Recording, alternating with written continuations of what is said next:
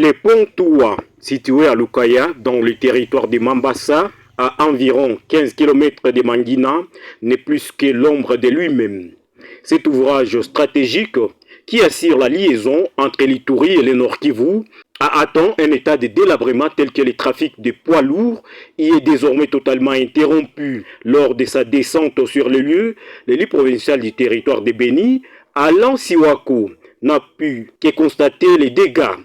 Des camions transportant des marchandises essentielles sont actuellement bloqués de part et d'autre de la rivière. Pour ces parlementaires, cet axe routier est principal cordon ombilical pour le commerce régional. Le blocage des gros véhicules fait déjà craindre une pénurie des produits de première nécessité et une flambée des prix sur les marchés locaux de Beni et de ses environs.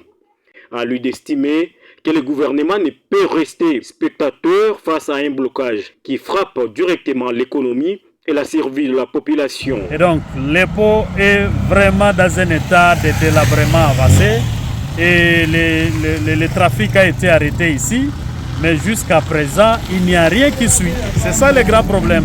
Donc, on a arrêté le trafic, on a dit que le gros véhicule n'utilise plus ces pots ici, mais il n'y a pas de suite, il n'y a même pas une simple visite des autorités.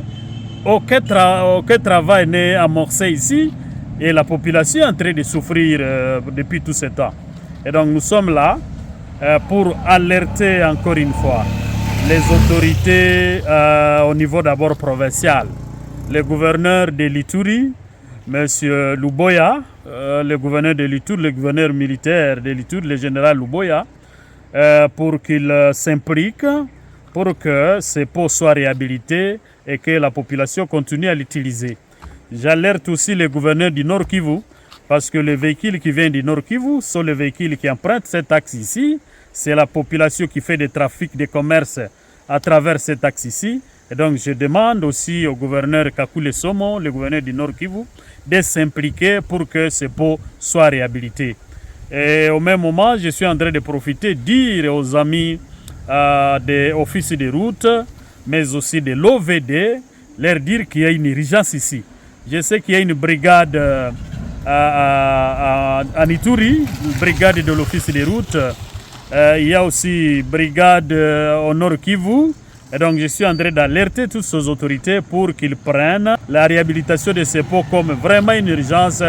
Il appelle les transporteurs et les civils à une prudence extrême afin d'éviter des pertes en vies humaines tant que les ponts présentent ces visages des morts. Il y a un danger parce que le pont est presque cassé.